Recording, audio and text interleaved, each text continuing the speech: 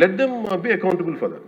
ఎక్కడా కూడా నేను ఈ వ్యక్తి గురించి మేము మాట్లాడట్లేదు, ఎందుకంటే డైరెక్ట్గా ఇన్వాల్వ్మెంట్ ఉందని మనం చెప్పట్లేదు అది, ఎందుకంటే వాళ్ళు నియమించిన బోర్డు ఇది.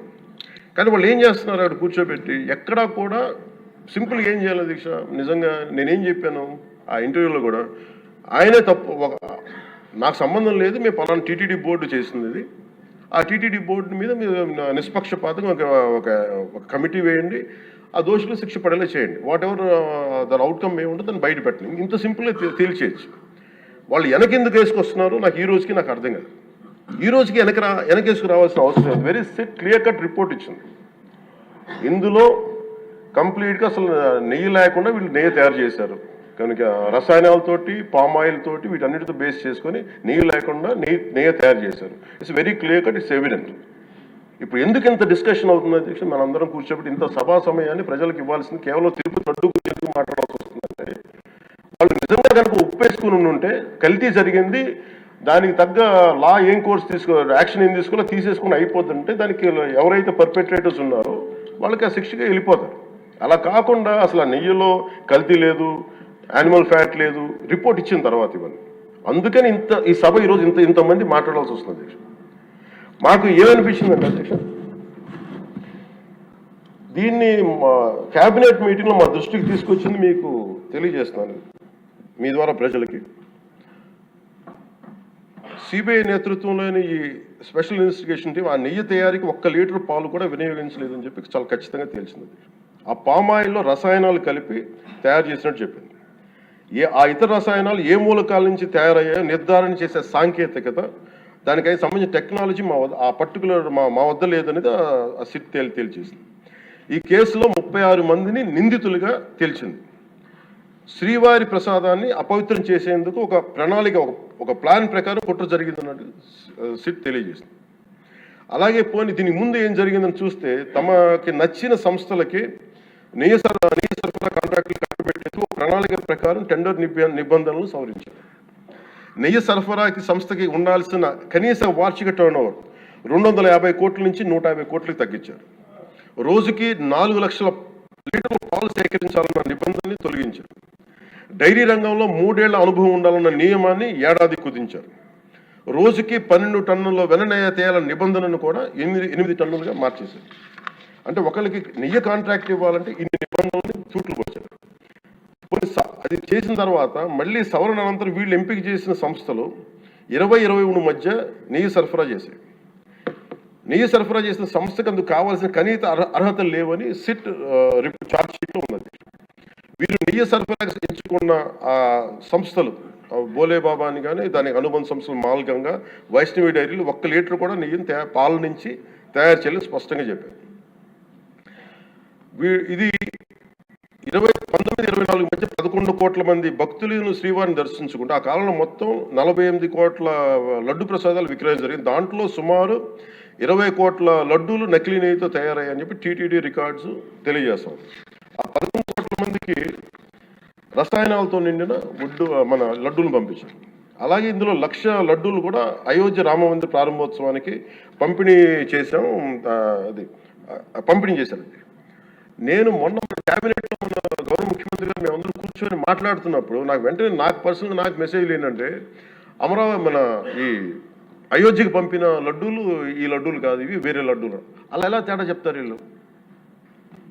దానికోసం ప్రత్యేకంగా నిబంధనలు ఎక్కడా కూడా మీరు నెయ్యి మేము పలానోళ్ళు కొన్నారు మాకు డీటెయిల్స్ ఇస్తా ఉన్నారు. నేను ఆ సభాముఖంగా ఎందుకు వాళ్ళకి పేర్లు ప్రస్తావించారు ఆ చెప్పిన వ్యక్తులు కానీ వీళ్ళు కానీ. నేను అడిగింది ఏంటంటే, ఓకే మీకు దాని మీద ఆధారాలు ఏమున్నాయి, మీరు ఈ లాటే పంపించారు అయోధ్యకి, మీకు ఏముంది, ఎక్కడ ఏం లేదు, అన్ని గాల్లో మాట్లాడుతున్నారు వీళ్ళందరూ.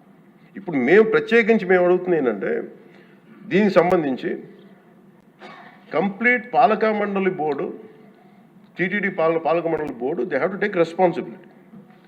వాళ్ళని ఒక గత ప్రభుత్వాన్ని నడిపిన ముఖ్యుడైన వ్యక్తి వాళ్ళని వెనకేసుకొస్తున్నారంటే అందులో కూడా మీకు కూడా బాధ్యత తీసుకోవాల్సి వస్తుంది. అందుకని సభాముఖంగా మేము అందరికీ ఏం చెప్తున్నామంటే, let the law take its own course. ఎవరైతే దోషులు ఉన్నారో వాళ్ళకి శిక్ష పడాల్సిందే. మా ఉద్దేశం ఒకటే అధ్యక్ష, ప్రాబ్లం ఎక్కడ ఉంది అంటే ఇందులో మనందరం కూడా ఇందాక మన ఎవరో సభ్యులు మాట్లాడతా నెల్లూరుకు సంబంధించి సోమిరెడ్డి గారు మాట్లాడతా దర్గా కానీ మన కసుమూరు దర్గా గురించి వీటన్నిటి మాట్లాడుతుంటే బేసిక్గా నేను కూడా నెల్లూరులో పెరిగాను కాబట్టి నేను అర్థం చేసుకోగలను. అది ఎక్కడా కూడా వేరే మతాలను కించపరచడం అనేది తెలియదు అది ఈ దేశం. అందుకే ఈ దేశం ఇలా ఉండేది కాదు. అలాంటి దేశం సాంప్రదాయాలని వీళ్ళు కూర్చోబెట్టి కల్తీ జరిగిందంటే వెరీ సింపుల్గా ఏం చేయాలి, అడల్ట్రేషన్ జరిగింది, మేము కూర్చోబెట్టి దీన్ని కరెక్ట్ చేసుకుని మీరు కరెక్ట్ చేయండి, మేము మీకు మద్దతు ఇస్తాం, ఇంతే చెప్పాలి అధ్యక్షుడు. అంతేగాని దాన్ని వెనకేసుకు వస్తున్నారు అంటే ఒకటి క్లియర్ కట్ రిపోర్ట్ ఉంది, అందులో నీళ్ళు లేదండి, అందులో రసాయనాలు ఉన్నాయని క్లియర్ కట్ చెప్పింది. ఈ రసాయనాల్లో ఏమున్నాయి అనేది అది పెరుమాళ్ గారికి ఆయన కూర్చొని చేయాలండి. ఒక రిపోర్ట్ ఏమో మాకు ఎన్డీటీపీ రిపోర్ట్ ఏమో దాంట్లో ఖచ్చితంగా ఈ జంతువు సంబంధించిన అవశేషాలు ఉన్నాయి అనేది చాలా స్పష్టంగా చెప్పారు. అది ప్రాపర్ ఆథరైజ్డ్ బోర్డు. ఇప్పుడు వీళ్ళేమో కూర్చొని అది కూడా మాట్లాడలేదు. Very clear cut as on today special మన సిబిఐ ఇచ్చిన క్లీన్ మన ఛార్జ్ షీట్ ప్రకారం ఆ నెయ్యి కాదు, ఇది పామాయిల్తో పాటు రసాయనాలు కలిపింది. దీన్ని కూర్చోబెట్టి వాళ్ళు ఇంత మాట్లాడుతున్నారంటే ఇది ఖచ్చితంగా ప్రజల మధ్యకి వెళ్ళాలి. దీని నుంచి లబ్ధి పొందేది ఏం లేదు ఇక్కడ. కానీ ఇది ఏంటంటే ఇది ధర్మానికి సంబంధించిన విషయం. అది ఇదే ఇష్యూ కనుక, ఇదే సమస్య కనుక ఏ ఒక్క మతానికి జరుగుంటే హిందూ ధర్మానికి కాకుండా వెంకటేశ్వర స్వామి వారికి కాకుండా ఇంకెవరికి జరిగినా కానీ ఈ దేశం గగ్గులైపోయింది, ప్రపంచం అంతా గగ్గులు పెట్టేసేవాడు. సమస్య ఏముందంటే ఇది మన ప్రతి ఒక్క హిందూ కూడా ఆలోచించాల్సిందే. ఎందుకంటే ప్రతి హిందూకి బై నేచర్ మా ఇంట్లో కానీ ఎవరు ఇందాక మన సోమిరెడ్డి గారు చెప్పినట్టుగా మీరు దర్గాకి ఏదంతా చూస్తే మేము దర్గాలు కదా చిన్నప్పుడు మేము స్కూల్లో ఉన్నప్పుడు అక్కడ రొట్టెలు పండుగ ఉండే దర్గా మెట్లు వెళ్ళి మేము కూర్చోబెట్టి అక్కడ ఇర్రెస్పెక్ట్ హిందూస్ ఇది ముస్లిం ఫెయిత్ అనుకోకుండా వెళ్ళి కూర్చోబెట్టి అందరూ గౌరవించి దానికి ఈ రోజు వెళ్తారు హిందువులు. సో ఈ దేశ మూల సంస్కృతి మన ఇస్లాంని గౌరవించేది, క్రిస్టియానిటీని గౌరవించేది, సకల మతాల్ని గౌరవించేది.